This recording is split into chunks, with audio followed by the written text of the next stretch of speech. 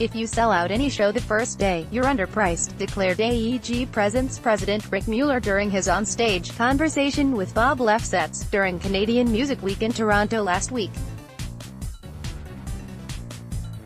The music industry pundit and Lefsetz Letter namesake got the Taylor Swift business out of the way. "No, the tour is doing great," said Mueller, contrary to several New York Post reports, before getting into on sales and flex and dynamic pricing. "What's the biggest challenge facing you today?" Lefsetz asked.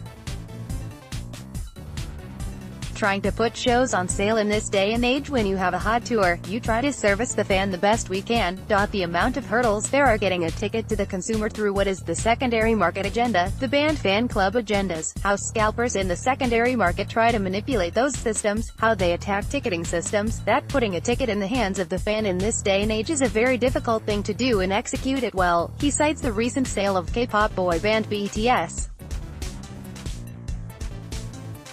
"They couldn't be hotter.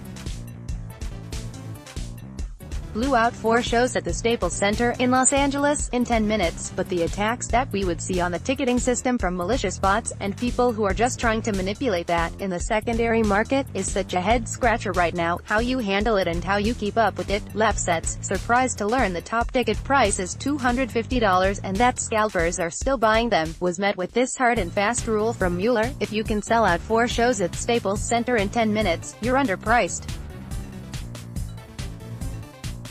If you sell out any show the first day, you're underpriced." Lefsetz then moved on to flex pricing, flexible or dynamic pricing, which allows the artists and venues to adjust the price in real time, based on demand. "That's been a big thing in the press in the last 6 months, the sea change in price," he said, citing the Rolling Stones, an AEG promoted act. "I think almost every arena show, we do have flex pricing," Mueller said, explaining, "There's probably 2 differences between flex pricing and meters and dynamic pricing, so typically flexing in arenas have been if you have had a price level 1 or price level 2, you hold seats in between those sections and you decide what that's going to be. Depending on how hot your on sale is or you're going to go up with more, you're gonna take a lower price. The dynamic price is really to try and mirror what market pricing is. We touched briefly on this one when I did your podcast a few months ago. Neil Young did a theater tour several years ago. It's the first time we did a solo acoustic theater tour in a long time. Tickets came out. He was charging $275, I think, and people were in a bit of an uproar at the time because those were some pretty aggressive prices because the fan felt entitled to see Neil for $50, or whatever they felt the appropriate price was. Well, Neil sold out like that, those theaters, and people were pissed off about it.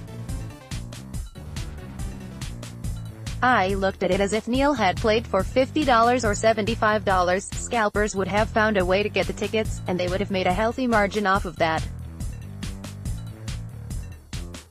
So my opinion is people who've invested in this equation, the artist, the manager, the promoter, the agent, deserve a share in that gross, not the secondary market, not people who are opportunistic.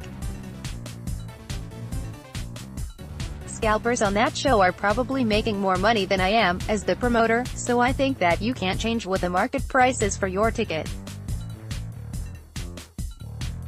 There is technology coming out that will be able to. Here's 2 paths you can go. You can charge market pricing, or you can try and use technology to try and lock the ticket price and make it non-transferable. That will dictate if a fan and an artist has a desire for their fan to buy a ticket for that $50 to $75 range, or whatever it is they want to charge. Having a digital ticket, a true digital ticket, where it's assigned to you or to me, whoever buys that will be able to kind of keep that continuity in place of what the artist intended to charge.